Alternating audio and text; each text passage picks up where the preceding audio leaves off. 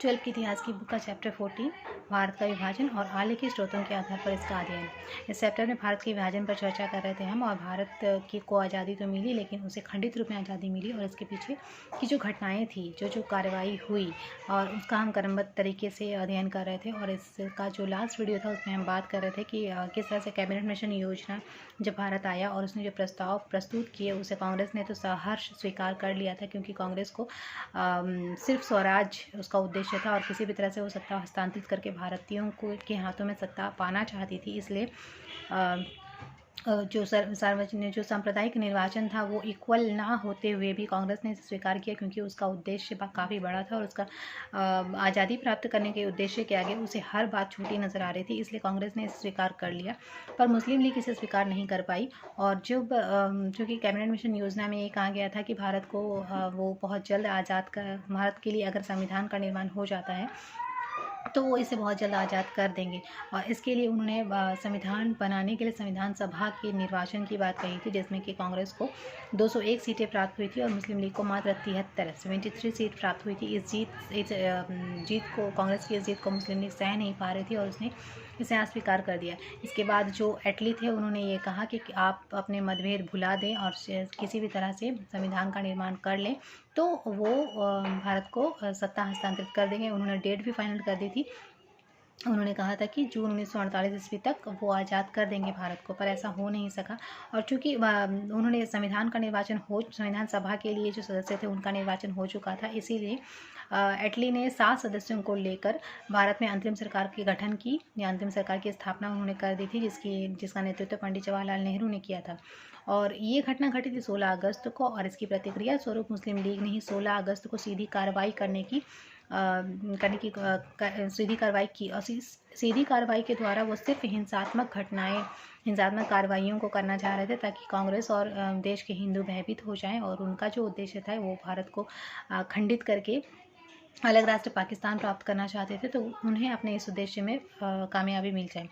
और इसी सीधी कार्रवाई के फलस्वरूप देश भर में उन्होंने दंगे करवाए, लोगों का नरसंहार हुआ, लोगों के घर जलाए गए, सार्वजनिक संस्थानों को जलाया गया, बसों को आग लगा दी गई। इस तरह की बहुत सारी ऐसी घटनाएं घटी जो कि मतलब असहनीय थी। और इसी बात पर उन्होंने मौलाना आज़ाद ने कहा कि ये जो दिन था 16 अगस्त का, वो भारतीय इतिहास में एक काला दिन था, क्योंकि इस दिन जो घटनाएं घटी उसे किसी भी तरह से मानवीय रूप में तो नहीं देखा जा सकता।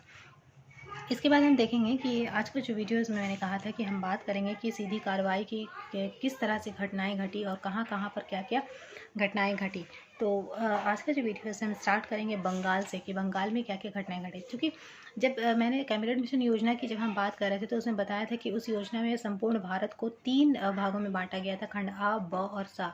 खंड आ में ऐसे राज्यों को रखा गया था जो हिंदू बहुल थे, खंड बा में ऐसे राज्यों को रखा गया था जिसमें हिंदू और मुसलमान दोनों थे, और खंड सा में ऐसे राष्ट्रों को रखा गया था जो कि मुस्लिम बहुल थे, जिसमें मैंने नाम भी बताया था कि खंड आ में मद्रास, बम्बई, उत्तर प्रदेश, बिहार, मध्य प्रांत और उड़ीसा इनको रखा गया था। खंड बा में पंजाब, सीमा प्रांत और सिंध को रखा गया था, और खंड सा में बंगाल और आसाम को रखा गया था। तो चूँकि बंगाल में मुस्लिमों की आबादी अधिक थी, तो इसीलिए हम देखेंगे कि यहाँ पर घटनाएं कैसी घटी। तो बंगाल जो था उसमें मोहम्मद अली जिन्ना द्वारा सीधी कार्रवाई करने का निश्चय किया गया। राजनीतिक दल के रूप में बंगाल में मुस्लिम लीग बहुत बलशाली थी, क्योंकि यहाँ मुसलमानों की अधिक संख्या थी और यहाँ पर मुस्लिम लीग के सदस्यों की संख्या भी अधिक थी। पाकिस्तान की मांग मान ली जाए, इसके लिए मुस्लिम लीग किसी भी कार्य को अंजाम दे सकती थी, किसी भी हद तक जा सकती थी। 16 अगस्त को सीधी कार्रवाई की गई। हिंदू मुस्लिम दंगों में अनेक लोग मारे गए, कई घायल हुए।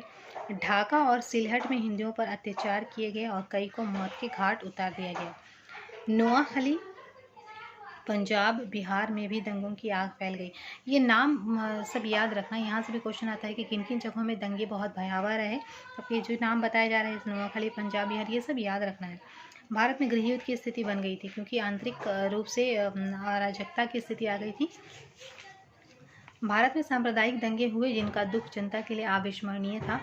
आज भी दंगों के दंशों के रूप में हिंदू और मुसलमानों का दिखाई पड़ता है। मतलब आज भी जो बुजुर्ग हैं हमारे बीच, जो उस समय के हैं, तो वो इस कहानी को बताते हैं और उनके दिलों में ये आग आज भी ताज़ा है और उसकी भयावहता उनकी आंखों में आज भी देखी जा सकती है।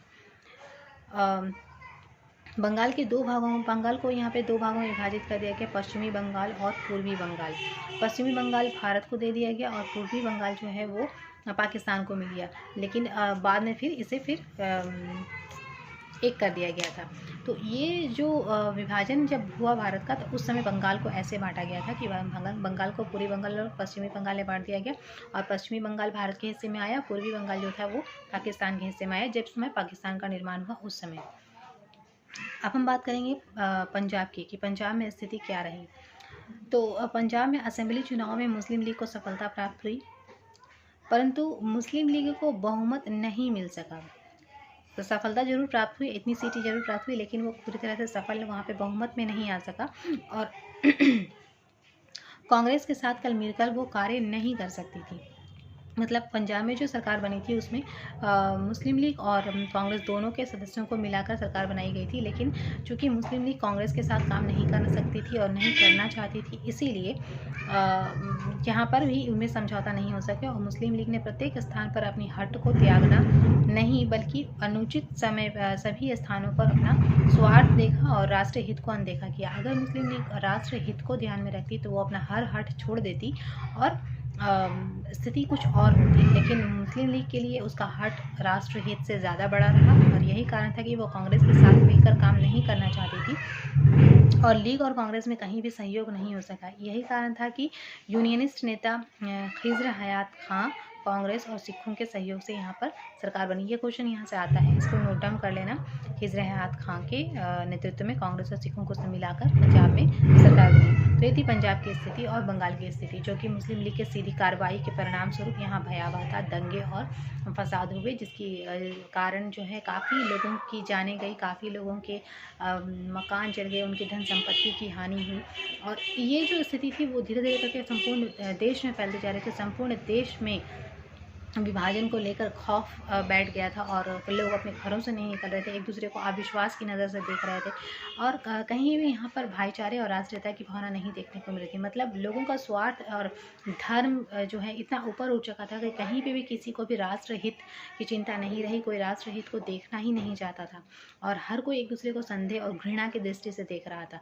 पर गांधी जी इस स्थिति से उतने ही ज़्यादा परेशान थे कि कैसे भी करके ये स्थिति ख़त्म हो जाए और पुरानी स्थिति में भारत लौट आए, जिसमें लोग एक साथ भाईचारे के साथ रहते थे और सभी सिर्फ और सिर्फ आज़ादी चाहते थे। पर ऐसा पॉसिबल नहीं हो सका, और इन दंगों के कारण स्थिति दिन प्रतिदिन भयावह होती गई, और अंततः कांग्रेस तो आखिर तक इस बात के लिए तैयार नहीं थी, विभाजन नहीं चाहती थी। खासकर गांधी जी इस बात के लिए अंत तक अड़े रहे कि वो विभाजन नहीं होने देंगे, अगर विभाजन होता है तो वो उनकी लाश पर से होगा। परंतु दंगों की भयावहता को देखते हुए अंततः गांधी जी को विभाजन में का जो निर्णय था उसमें अपनी सहमति देनी पड़ी, और 14 अगस्त 1947 ईस्वी को पाकिस्तान का निर्माण हुआ, और 15 अगस्त 1947 को भारत को आज़ादी मिली। तो आज की वीडियो में हम लोग इतना ही रखते हैं। नेक्स्ट जो इसका वीडियो होगा उस पर हम बात करेंगे मुस्लिम लीग का 1946 से 47 ईस्वी का आंदोलन कैसा रहा, और सांप्रदायिकता का आग, इसमें सांप्रदायिकता की जो आग थी वो कितनी भड़की और किस तरह से भड़की और उसके क्या परिणाम हुए। और फिर हम देखेंगे किस तरह से ब्रिटिश साम्राज्य का अंत हुआ, और फिर हम बात करेंगे भारतीय स्वतंत्रता अधिनियम 1947 की। तो आज का वीडियो हम लोग यहीं पे एंड करते हैं। आई होप आपको वीडियो अच्छा लगा हो, और जो भी मैंने बताया उसे आपने सीखा हो, समझा हो,